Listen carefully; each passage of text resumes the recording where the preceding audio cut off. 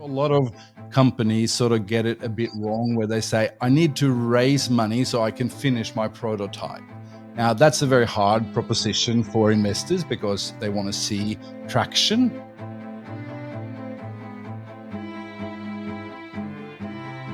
A lot of people think they're doing R&D when they're not actually doing R&D. Before you go for that, it's really important to actually ascertain, are you really doing R&D? And, that can be quite nuanced as well. You would start with whether they are currently deploying. So whether they're actually investing from the fund, because they might be taking meetings and they're currently raising money for their own fund as opposed to deploy. Having founder friends is very important because you're all dealing with exactly the same shit. It doesn't matter about your technology. The journey is the same for everyone. Welcome to The Business Game, a podcast that moves the needle. Hey guys, before we jump into today's episode, we just wanted to take a really quick moment to thank one of our sponsors, Tala Offshore. For any businesses wanting to maximize their return on new hires, Tala offers seamless access to top-tier Filipino talent who are real employees hand-selected by the Tala team, slashing your staffing costs by up to 60% with onboarding in under a week. Visit talaoffshore.com to scale smarter, and thanks again to Tala for supporting The Business Game. Alrighty, welcome to today's episode. My name's Jazmyn. I'm joined with my co-host Dan, and we're excited to bring to you today one familiar face and a brand new one. David and Audun, welcome to the show. Thank you so much for being here today. Yeah, thanks, guys. So I'll get you guys to just give a really brief summary of who you are and what you do. You kick it off, David. Okay. Hi guys, I'm Dave from Bitpool. I'm the CEO of Bitpool. Bitpool's a cloud-based platform that connects with property data to generate insights from properties all around the world. Awesome. And I'm Audun. I'm a program lead at an organization called EnergyLab, which exists purely to help climate tech founders launch and scale their startups. EnergyLab's been around for close to a decade, and we run a number of different programs from sort of early stage ideation all the way through to going international. And I'm looking after the Queensland Investment Ready program. Fantastic. So, David, you joined us a little while ago, and there's a bit of a fascinating story about what happened after you appeared on the show. Do you want to walk us through kind of the really vulnerable parts of, what unfolded after that episode? Yeah, so I think, look, the last time I came on, had a great podcast with Jamie, and we were talking everything property technology, and as a startup, one of the things that you get faced with is essentially your go-to-market strategy, and for us as a company, we had really struggled with that. We were struggling to scale just based on the classic business model that we were using, which was around our direct-to-customer approach. At the same time, we had our then CEO leave the company. And at exactly that same point in time, we had two accelerator programs we were part of. One was EnergyLabs, and the other one was the Advanced Queensland Ignite Scale program. And that's where I first got introduced to Audun, who has been a legend ever since then. And, from that point, it's just been an amazing journey where we've pivoted the company. We went from a local-based Brisbane company to now having partners all around the world and scaling in I think it was about 6 months ago I did the podcast with Jamie. So, yeah, it's been an amazing journey, and we're definitely running at warp speed at the moment. That's great to hear. And what about this from your perspective, Audun? Could you sort of share from your perspective how David came into your world? Yeah, I think it was last minute, and it was quite a sort of serendipitous thing that happened. That I was speaking as part of a panel at an event in Brisbane at the precinct called "Are You Really Ready to Raise?" It was put on by Taurus Capital, which is Queensland VC and sort of fundraising platform, and I'd been picked to be one of four panelists, I believe, and just talking about investment readiness. And after the panel discussion, three guys came and approached me and said, "What is it really that you do?" And that was Dave and also Anthony and a third person from Bitpool, and we started talking about the investment ready program. And we started talking a little bit more about Bitpool, realizing there was only about a week until the program was about to launch. We had locked in our cohort of 10. And then then I said, you guys, you got traction. You know what you're doing. Let's do a really quick onboard and get you part of what was then cohort number 2. So in record time from randomly meeting to being part of cohort 2 was only a matter of days or about a week. It was meant to be, I think, Dave. yeah, it was. It definitely was. Yeah, that's wonderful. What synergy. So can you talk to us about QIC's role in all of this? Yeah, so there's something called the VCDF, Venture Capital Development Fund. Now, this is a Queensland government initiative that is managed by QIC. So the money comes from Treasury, but QIC, Queensland Investment Corporation, has been appointed to manage this VCDF. Now, the VCDF is about $130 million going into the startup ecosystem in Queensland, and I think it's about meant to be over 4 years, and we're about a year and a bit into this deployment of the VC and DF. So the idea is to make Queensland not only a sunshine state but also a startup state, and really putting money into that ecosystem. The vast majority of that money is going into VC funds. So let's say roughly 15 or so VCs from around Australia have applied to get a small part of that overall bounty. And then another part of the money goes into accelerator type programs. So there was originally 5, that EnergyLab was one of the original 5. I think now we might be up to 7 or 8, but they've picked different type of accelerator providers in health tech, in ag tech, in climate, and some more sort of generalist sector agnostic programs.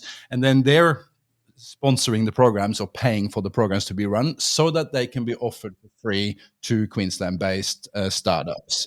So on paper, this is a really good idea because it's leveraging existing program providers that know their shit. It's leveraging existing VCs that are experts in different sectors, as opposed to the government trying to do it themselves. If the government was to run the programs, do the investment, it's an impossible task. So they're basically outsourcing the program and the investment side. So it's early days, but on paper, this looks like a really good idea, and it's getting some attention around the country, and other state governments are going, this seems like a very good way of doing it. So yeah, we're about a year into this 4-year VCDF plan. I was just going to comment on that too, Audun, because it's interesting when you come from our side. You look at someone like Queensland Investment Corporation, you think they're this massive corporate entity. How are they going to work with us? Our introduction to Audun was actually through Nicola at QIC, and I did want to give Nicola and Nick a shout out, because I think just as human beings, they're just such lovely people who their primary goal is to see companies succeed in Queensland. I mean, they just literally want you to win, and they do just about everything around them to help you get there. And that's how we were first introduced, to River City Labs, and fate would have it that we met Audun as well. So it is an interesting take on those big corporates that, there's a real human element behind what's driving that VCDF, in my view. Yeah, 100%. And let me also add to that, Dave, that QIC as a whole manages about $100 billion in assets all around the world, but that includes infrastructure, real estate, and so on. The VCDF it sort of sits under the PE, the private equity part of QIC. They're managing this VCDF, and to second what Dave said, Nicola and the team at QIC are doing a brilliant job of nurturing this ecosystem, bringing us all together on a regular basis, bringing together people running the programs and the investors to sort of to work together. And the whole idea is that we need to foster or nurture the startups so that they are more likely to be invested in by these funds that have been allocated. No worries. So, David, how has the program specifically helped Bitpool? It's helped us in a lot of ways, and it's interesting when you start your journey on this, because and it'll be interesting for Audun to hear this, because I think sometimes maybe we're detached from like how much impact a program like EnergyLabs can have. But the program was called, it is called, are you investment ready? But there's byproducts of that for your business that happens by virtue of doing the program, which aren't investment related. So the first thing I would say is when you're pushing hard and you're innovating and you're trying to scale rapidly, you're working in the business 24/7. And when you go and, even interact or participate in some of the events, or even in the program, you get this opportunity to work on the business, not in the business. So you get this very different perspective. You've gone from the pressure cooker to coming outside the pressure cooker, and now you get a different perspective on your business. What the EnergyLabs program did for us was two things. Asked us a fundamental question, are we actually ready for investment? But by virtue of asking those questions, it actually helped us change things within our business that weren't right, especially around our go-to-market and scalability. So, from a program perspective, I think, a lot of people may look at it and say, okay, is this just for me if I'm ready for investment? But just going through the program can actually fundamentally change the way your business operates as well. Fantastic. And can I just be diving a little bit more with that? What did you have to change at Bitpool to make it investment ready? Look, there's, funnily enough, a lot of things. It was mainly around our scalability, to be honest. And what it showed us was for us to be attractive enough for someone to want to invest, we had to have scale. And the way we were going to market through a direct customer channel versus a partner channel wouldn't enable us to do that globally. And that was, that's our mission is to be a global company. So it's a pretty fundamental thing. Now, sometimes you can just sort of get stuck in your ways and get in your own way as well. It's not until you've really challenged difficultly on what you're doing that you sort of have that light bulb moment. When we had the light bulb moment, it was funny. I was actually in the middle of the Ignite scale, and Anthony was doing some of the early stages of EnergyLabs. And we both came back and we were sort of both exchanging information, and we were going backwards and forwards. We said, this just isn't going to work. And I remember that moment where we were like right in the middle of something. We'd had a breakout session. We're like, this just isn't going to work. We need to change it. And we did. And I mean, we did that aggressively as well. And we were pivoting that model whilst we were going through these programs. And what happens when you do that, you go from this very uncomfortable setting to a very comfortable setting, even though you're under extreme pressure. Everything becomes easier, and then you're actually able to absorb more and more information, and it just feels like things get easier and easier and easier as you're going along. But yeah, does that answer the question? Hopefully I answered that question clearly enough. Yeah, for sure. Absolutely. Definitely. It's that difference between, I think that initial phase where you're starting a company can feel quite lonely, and I think it's that extension into a community that really seems to make the difference.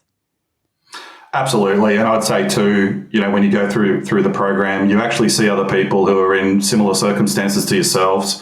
One of the key values, Audun is always lovely. He always takes my call, and I call him, just here and there for really important things. But I think Audun may not understand how important that actually is in the moment. So you get these moments where you just think, I just need to get this opinion. And EnergyLabs are always approachable. They're there for you. It's a fraternity, right? It's you're there for life. Those moments and those calls are just so important, I think. And I think of other startups in Queensland needing those moments themselves. And, massive shout out to Audun and the team. It's been amazing. Fantastic. Nice. I wouldn't mind actually, for context, just lay out roughly what the program is for the listener to sort of understand. Yeah, we keep referring to the program, but it's a 3-month program. It's all online. We do some social stuff where we're in the same room, but all the sessions are online. And basically what we do is it's 10 weeks, say on average 2 sessions per week. So 2 Zoom calls, if you like, per week, but 10 weeks of content.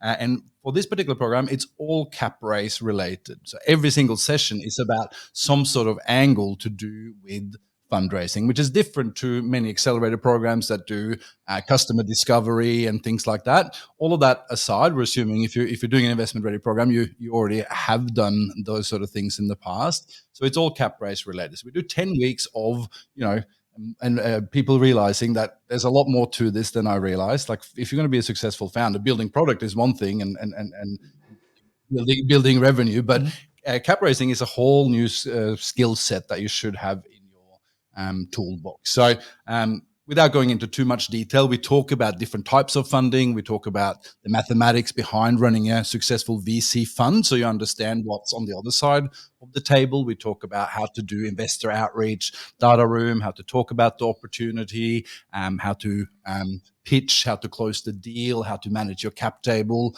all of those sort of things. So 10 weeks of content, and then we go into 2 weeks of investor meetings. So throughout the process, we sort of pitch all the startups to our investor network, and then we do 2 weeks of VC meetings, and then we celebrate with the showcase, like a pitch night at the end. So when we keep referring to the program, that's in short what the program is. David, what would you say stands out as EnergyLabs being different from other programs that you've accessed in the past? For me, I couldn't, with everything that was going on, I couldn't attend every session, but the content was there. So for me, I would, sit in on the ones that I could, the ones that I couldn't, just reading the content and then having that access to Audun. So one of the things that stood out for me with the program is if you're out there and you're thinking, hey, I'm in the pressure cooker, I just don't have time for this, you really do. And also, you should go to every session that you can, but it's not like if you have an important meeting, you can miss it. I think that flexibility is really important because I know there'd be a lot of people out there thinking, I just don't have the time or I can't make the time. The EnergyLabs program is very flexible in my view. And then once again, it's actually not just the program. It's everything that comes on from that as well. It's that community aspect to it. It's, I'd like to think I talk to Audun a little bit more frequently, but if in a year's time I called him, I'm sure he'd pick up the phone and take the call and remember me and help. I think that's a really important thing because it is a real, it's a real incubator for Queensland tech startups. And that's different to just running a program, going through it, and then never speaking to the people again. And let me add to that. I think what the particular program we're referring to has a real focus because everyone in the room, all the startups, are working on some sort of climate-related technology. So everyone is sort of roughly in the same space. Also, every single speaker, every session has a different speaker. So I've sourced speakers from the Australian ecosystem. Most of them are climate investors. So they obviously know what investment ready means because they're the ones deploying the money. So it gives us, not only are we talking about cap raising, but everyone in the room on the receiving end and everyone that delivers a session are all climate adjacent. So that gives it a real unique focus as opposed to doing a more generalist program where you've got a dating app and and some sort of defense cake all in the same. So I think that is unique about the program, that it's got a real sector and topic focus. Yeah, I'd love to be a fly on the wall for that. I can imagine those conversations get really interesting. And one thing we also did is we make a point out of not recording the sessions because then the speakers will be worried about, saying something they shouldn't be saying or being, they don't have to worry about getting clipped and put on LinkedIn. So we're trying to aim for something where it's like a no bullshit attitude. You're hearing it exactly as it is. They're not talking to a camera. I desperately try and take notes along the way so that I can share with the cohort. But the idea is that it's a sort of free space where we can get the real truth from the investors. Nothing's polished. So that's an aim of the tone of the program. How incredible. That's great, yeah. If you're leading a startup, you don't know what you don't know. And if you can leverage off the knowledge of people around you, fantastic. That's going to help you take the next step. But do you find that the different startups within the incubator, do they collaborate sometimes? Yeah, that does happen. Whether they directly collaborate is one thing, but more about, I know someone who you should be talking to who's good at this. So, they might not be actually like working on a solution together, but the sort of having found a friends is very important because you're all dealing with exactly the same shit. It doesn't matter what your technology, the journey is the same for everyone. So I think it's more like getting access to each other's networks is very important. I don't know, Dave, if you've got an example of something like that where you collided with others in the program. I'm not sure. Well, we sort of just make friends. It's interesting, at all the different events we still see the same people. It's hard because I don't remember all of the names, but it's like you're just constantly seeing the same people at different events, and it's really the networking and drinks after is where the war stories come out and everyone's sort of going through those same challenges. So it's the community aspect. for me. And it's, I suppose, once again, it's that you're not working in you're outside working on the business, not in the business. It's that breakaway as well, and getting amongst other companies and listening to those challenges, which is good from a networking perspective. I think some of the technologies that you see, EnergyLab did a very good job at getting an excellent cohort on too. I mean, we had, carbon capture technologies to, forest replantation technology type things. And then there was us in the built environment. There was just such a broad spectrum of climate tech in that cohort. It was actually really interesting to be a part of as well. So we're speaking obviously about venture capital today, but I want to know your opinion. Bootstrapping versus seeking capital. What advice can you sort of give to startup founders? What sort of real world examples can you give of, one situation where it may be more suitable than another? Bootstrap as long as you can. Do as much as you can with as little money as you can for as long as you can. There's no better money to get your hands on than revenue, and you should only take VC or institutional investor money if you think that throwing a big chunk of money at your model can help you hyperscale or grow really fast. So, if the benefit of taking external money is that you can really ramp up your growth, but if you don't think that pouring rocket fuel on your model will result in growth, then it might not be right for you. Also, a lot of companies sort of get it a bit wrong where they say, I need to raise money so I can finish my prototype. Now, that's a very hard proposition for investors because they want to see traction. So typically, a lot of people might go into the racing game too soon. Bitpool's got a lot of traction, so that's a different story. But I hear time and time again people going, I just need to raise some money so I can finish my prototype. And I'm saying you're probably getting that back to front. When you're dealing with VCs, they're gambling with or placing bets with other people's money, so they need to see a fair bit of traction. If you're dealing with what we call business angels or family offices, they might go in earlier because they're playing with their own money, so they don't have a mandate to follow. So it's also about being smart in terms of who you approach, depending on where you are in your journey. That's great. I'm learning something there. Sorry, David. So, what's your thoughts on that?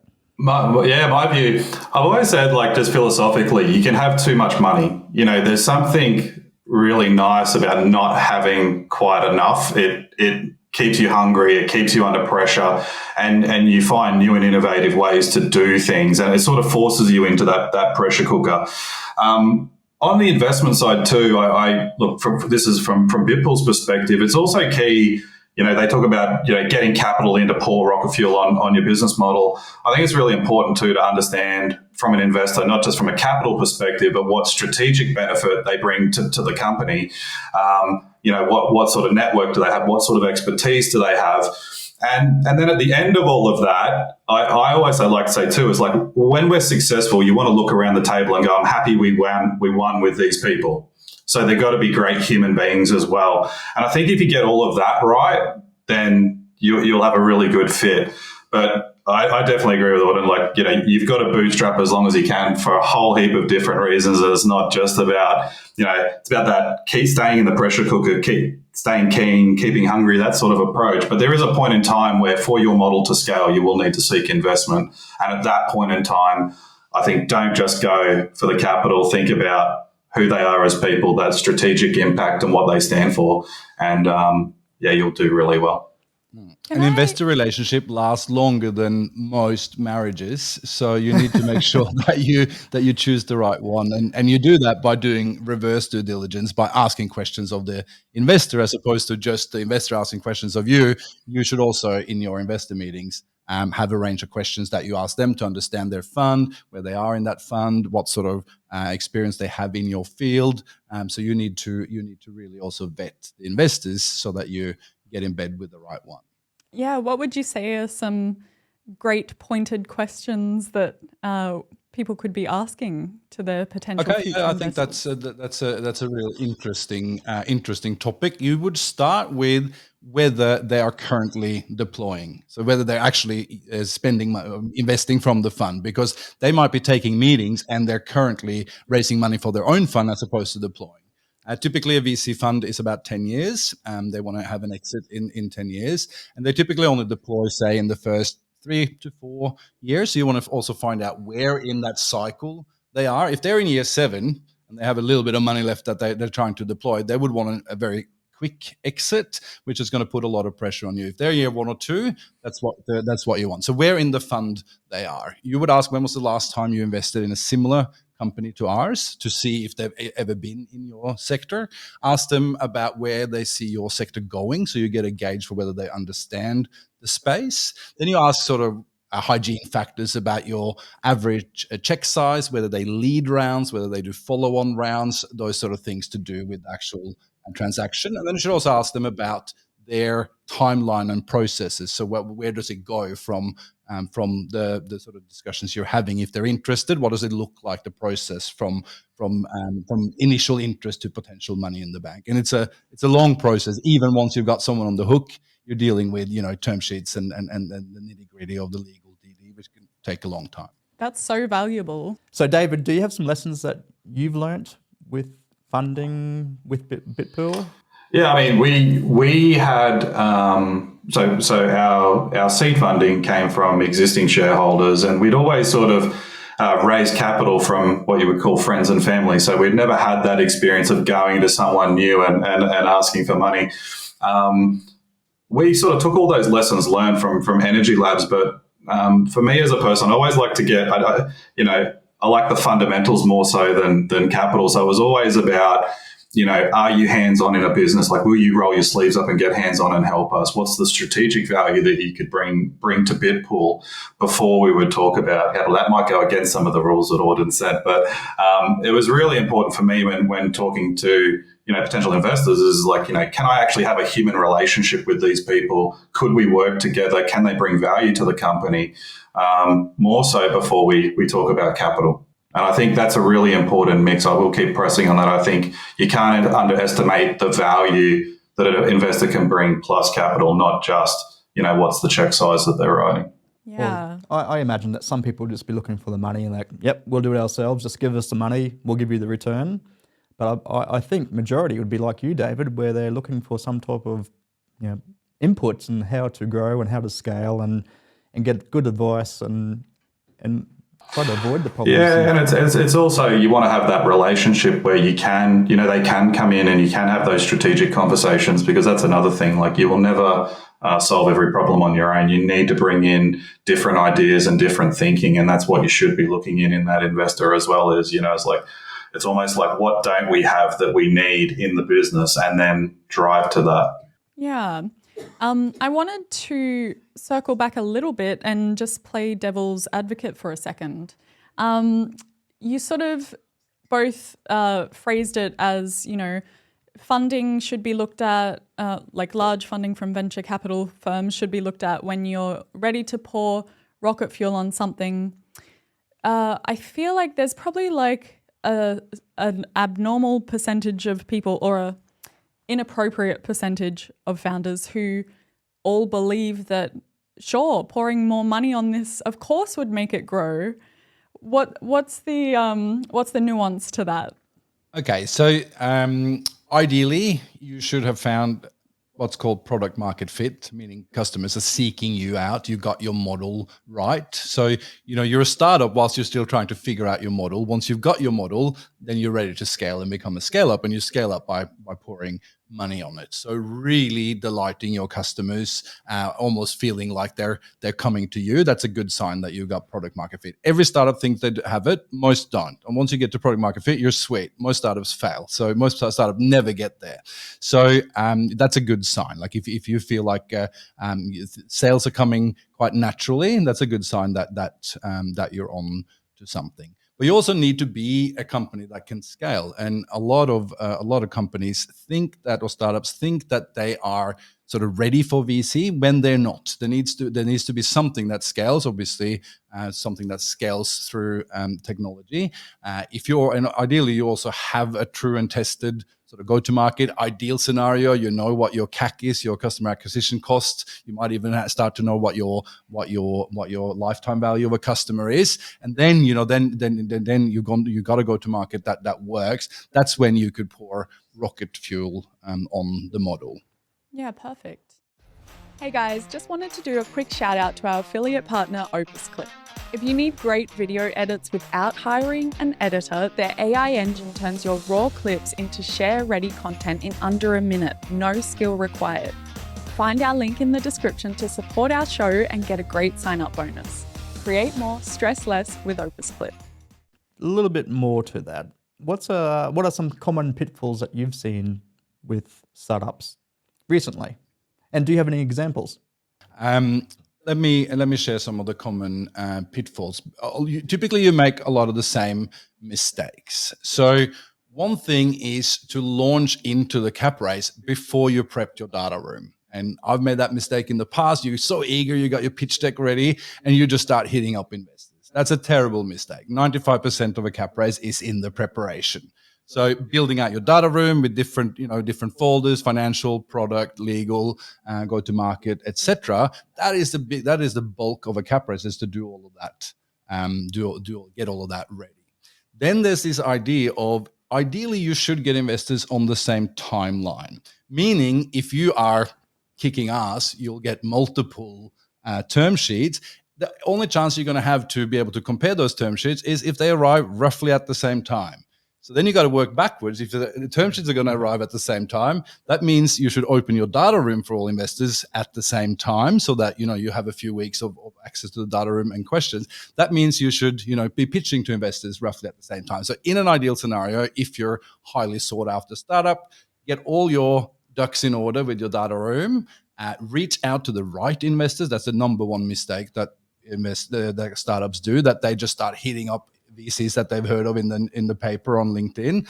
They have a specific sector focus and a specific stage focus. There's a great open source list that Airtree puts out, one of the big VCs in Australia. So you need to target the right investors by sector and stage. Have a hit list of 30 or so, something like that you want to talk to. Set up, say a month of pitches. Have your data room open at a certain date, and maybe even say that you're going to close it at this date.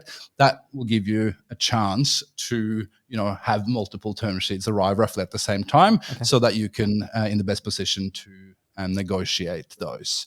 So talking to the wrong investors, not being prepared. Also not being able to articulate that there's a clear line of sight to a market that is large or growing. And also a lot of early stage startups might go to investors only as a lone scientist. That is also very difficult to pull off. Lack of commercialization experience in the team is a big red flag from the investor side. Have you ever come across startups that simply cannot scale up, or they can't monetize it, like they can't make it to next level? Yeah, the vast majority. Yeah. So, okay. So something that is service-based, something that requires a person to be in the room with one client to deliver whatever it is that they're doing, that doesn't scale. So, something that involves, care or giving, advice one-to-one, those sort of things, they don't scale, because you can only be in one place at any one time, unless you then obviously try to digitize some of this. So anything that requires that sort of is in lockstep with needing more humans to be able to scale. That is not an easy thing to raise. So it needs to be something that scales through technology. Software obviously scales very quickly. Hardware, which a lot of climate tech is a little bit different. But yeah, it needs to scale through technology and not be dependent on service given by humans. Right. How do you have that conversation with the startup founder that it's not going to happen?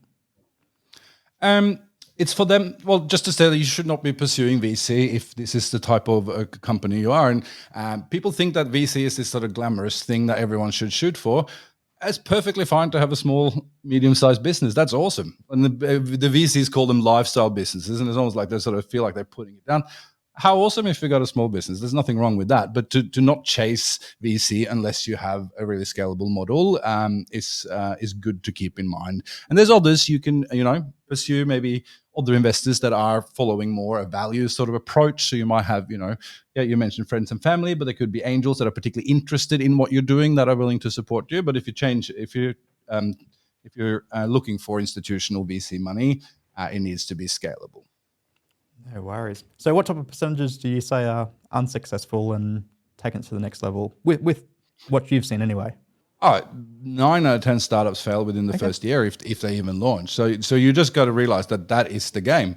And there's some investors that don't even want to meet with you unless you got a couple of failures behind you because you build scar tissue. So you got to realize that failure is just an opportunity to start again more informed. And if you are worried about failing, then you're probably not pushing the boat out far enough. So just realize that if your first startup succeeds, then you're breaking all the odds. So failure is fine, and that's just part of the entrepreneurship or startup game.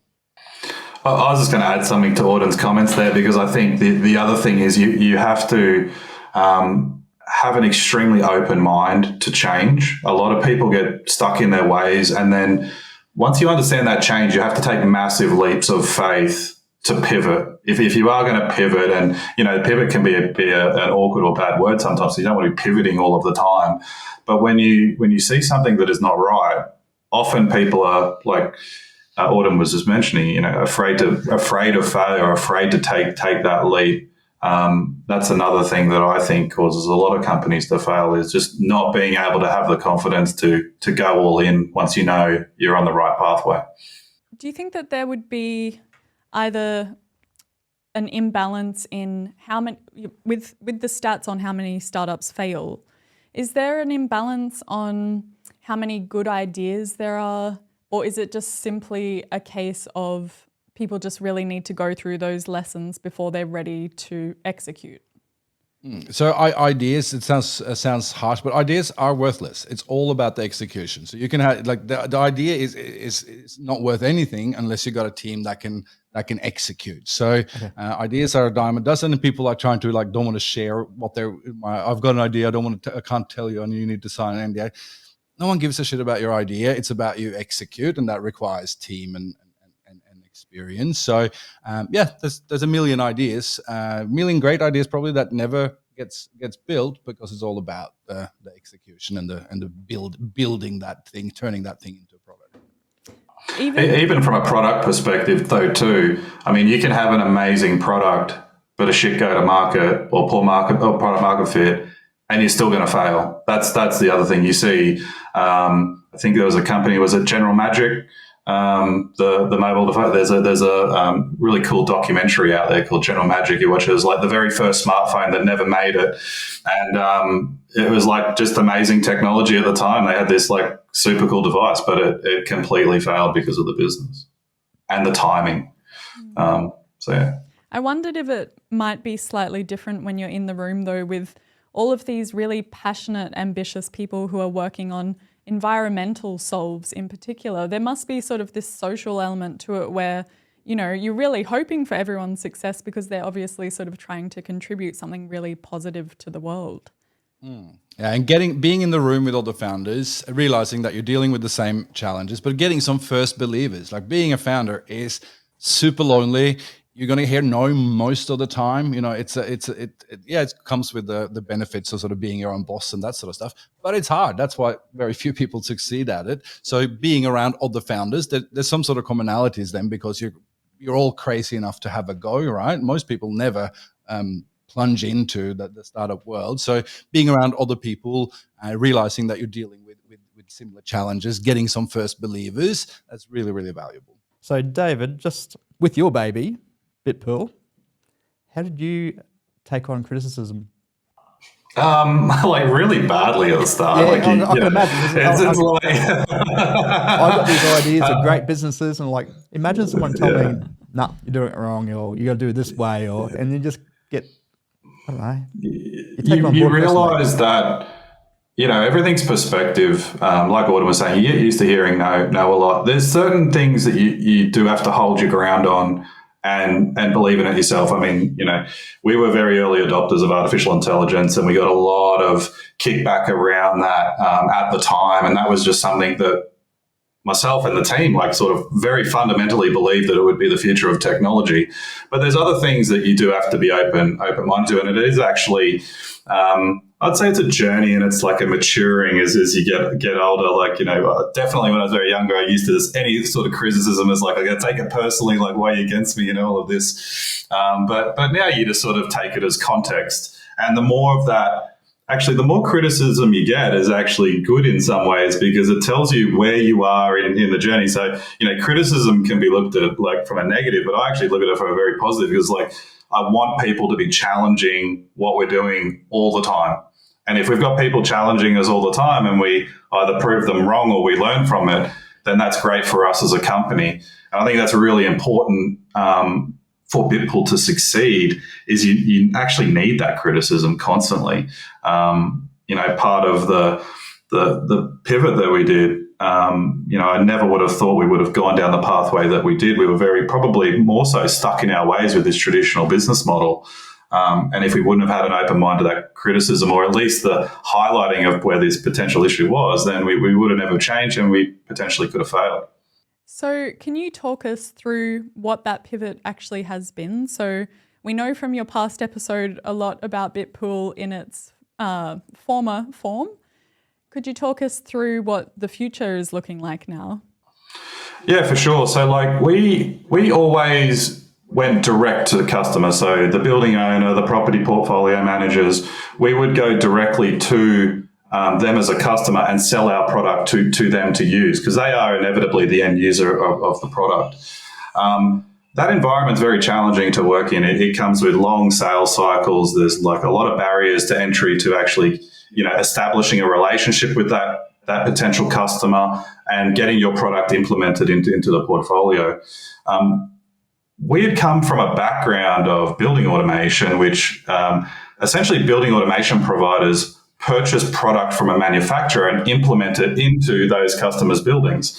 And once again, logically, you look at it and you go, why didn't you guys think of that to start with? It seems so ridiculous. But so our model changed to selling Bitpool to building automation providers, mechanical service providers, or energy performance contractors, where they take our product, they sell it to their customers. And if you think of the scale of that, I mean, each one of those providers may have 200 to 500 customers themselves, but it also gave us the ability to sell globally and sell to partners all around the world.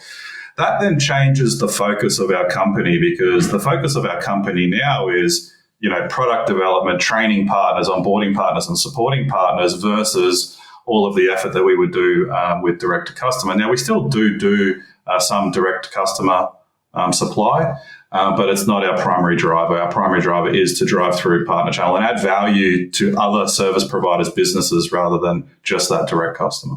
Sounds like quite a boom in the potential for expansion. And I was just thinking to myself that, if your first approach had have just worked well enough for you to be able to coast along on it, you might not have ever kind of tapped into this global market in the way that you currently are looking to. Yeah. Yeah, I mean, we from a partner perspective, to give you some context of the scale, we started that process probably about 4 months ago, and we're signing anywhere from around about 5 partners a week, which when you start to look at that kind of scale, it's quite remarkable, and once again global reach as well. So we've got 2 partners in the UK that we're working with, and now we're starting to work on expanding that globally. But it just gives you that ability to simply scale out, and until you're in that circumstance where you don't get that light bulb moment that sort of happens, it's really hard to explain how much of a grind the other business model was to our new business model. It's like life just becomes a lot easier. Yeah. And that's what I was going to touch on. How did you find the transition from talking to end users to talking to partnerships and building partnerships? Well, I come from a technical background, so and so does actually fundamentally, probably 70% of our team are highly technical. So it even makes more sense for us to deal with the partners. That's what's so stupid about some of the problem is it was so logical in the end. We really like talking to end users. I mean, you need to have, and this is sort of the balance that we have to strike very well. You want to have direct end user customers to get that direct connectivity between your product and the end user. But equally, you have to have a channel that can get that into those end users' hands. So we actually still like both. It is really enjoyable talking to partners because you do get to talk more technically. It's definitely more of a technical capability sales pitch versus, for an end user customer, it's a little bit different. But I'd still say the conversations are equally just as great. It's just a little bit of a different dynamic with the partner. And how did EnergyLab help you with that, with the communication style?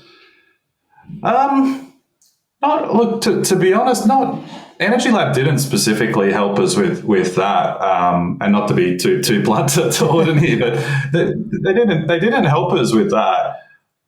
Going through the investment ready program sort of highlighted, if you think about it, like the inverse. I always like to look at the inverse of the problem. So, like, why aren't we ready? And then when you start to go, why aren't we ready, or why aren't we scalable, then you start to solve those problems. And that's really what EnergyLab did. But the other part, they took us out of working in the business on the daily grind. It was that disconnect out, allowing us to sort of see that and, indirectly just sort of probably challenging our business model a lot. And like I said, we didn't just go away from it and go, okay, it's sort of a binary thing. It was more just a rapid transition to something different.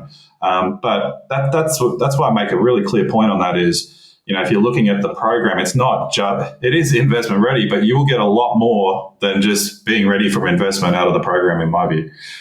Yeah, that's awesome.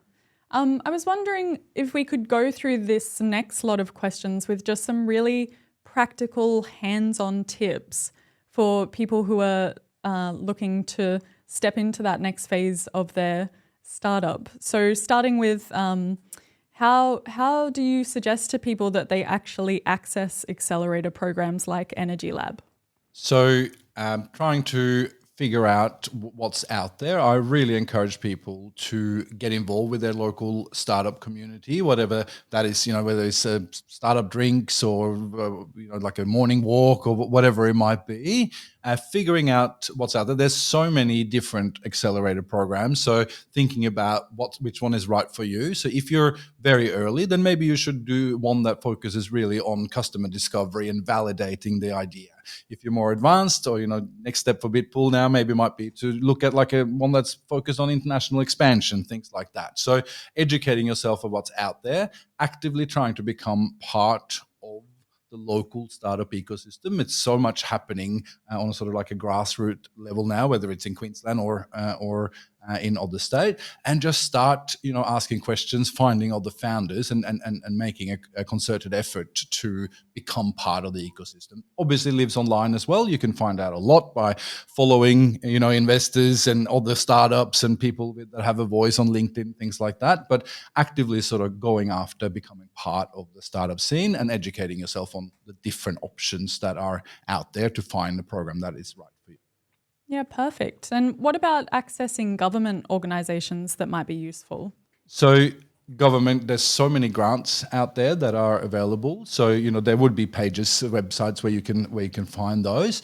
Grants are awesome for early stage. If you need to build out a prototype and so on, that is where the grants really live and do an excellent job. Yes, there are grants. Yes, there are government accelerator type programs, and you'll find that with a quick search online. Like the Queensland ones are easy to find. Etc. So I think grants play a really important role early stage. David, did you use any grants? No, we were funded through, so no, we didn't use any grants, anything to that effect. Some of the like R&D tax incentives and things to that effect are good if managed well. That's the other balance you need to strike with those things is like actually, you need to actually manage that process really well and document it really well. So for us, it was, chasing revenue, as we said at the start through bootstrapping is like, it's in our view, the right way to go. Yeah, I think that's something that people also maybe don't realize is how much of a workload it can become committing to not just grants, but investors as well. It adds a layer of complexity. And how about building a network around you? Accountants, lawyers, other tech startups? I mean, obviously we touched on that with the incubators sort of thing. But have you had any issues finding good relationships, David? No, from our side, no. I mean, we obviously have a very extensive network through the property industry. And so, no, we hadn't found any challenges to that effect. I think, from an investment perspective, definitely we had challenges, prior to meeting with QIC and being introduced into this ecosystem. When you haven't walked that investment pathway, it's definitely really important that you get people who have different capabilities and be able to provide different advice. So from that perspective, being introduced to that community has been excellent because it's opened that right up for us. But, the day-to-day, or what I call the business of doing business, no, we always had pretty good support there. But once again, it's for especially early stage startups, are they overly worried about legal, or are they just trying to grind and get the product out there? Once again, coming through to that startup community, that's where you can actually meet people and get good advice. No worries. And important, I would say, to any young or first-time founders is a lawyer is not the same as another lawyer that specializes in startup stuff. So just because your auntie is an accountant or a lawyer doesn't mean that you should be using her for your startup work. So I would spend some time thinking about who are the financial people, the lawyers, and et cetera, that are focusing on startups. So to get advice from someone who knows what they're talking about, who's not just a big enterprise a lawyer or accountant that also does some startup stuff on the side. There are definitely people now that are specifically focusing on the early stages, and you'll save yourself a lot of headaches when it comes to cap table management, financial advice, all of that sort of stuff. I was just going to mention on that. I mean, a lot of people think they're doing R&D when they're not actually doing R&D. Before you go for that, it's really important to actually ascertain, are you really doing R&D? And, that can be quite nuanced as well. So, even in some instances where you really do think you're doing R&D, it potentially cannot be R&D. So, yeah, definitely important to get advice on that. Right. We are running out of time. So I'm just one last question for both of you. What's your advice on showing up ready, being intentional, and making the most of every connection? Okay, I'll kick this off. I'll slightly reframe it, and I would say my number one takeaway or my number one advice to any early stage or first time founders is to think a lot about why now and why you. So to think about what is it about the problem that makes this the right time for this problem to be solved, and what is it about you that makes you right for pulling this off, all about the execution. So when I say why now, I'm talking about macro trends, what's happening with technology. Obviously, Dave mentioned AI, other headwinds or tailwinds. So why now? Why is this a right time for this solution? And why are you the right team to execute? And then getting really good at storytelling. If you're going to convince people to work with you, if you're going to convince customers to buy from you, if you're going to convince investors to invest in you, it's all about telling a clear and concise and compelling story about why now and why you. And David, do you have anything to mirror that? Yeah, absolutely. I think, generally in life, you should follow all of those points. I mean, you should always be intentional with everything that you do. I mean, from an investment standpoint, one of the key things in the EnergyLab program is know the investor. I think you really should spend time understanding that, not just from a point of attracting capital, but understanding, is this someone I want to work with as well? Do they share the same values that we do as a company?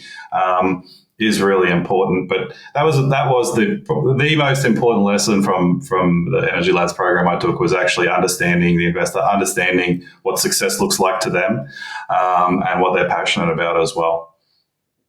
Yeah, that's really valuable. I think this has been such an incredible hour of so much insight, and I'm sure it's going to be extremely valuable for founders who are looking for information on whether to keep bootstrapping or whether to jump into that next stage.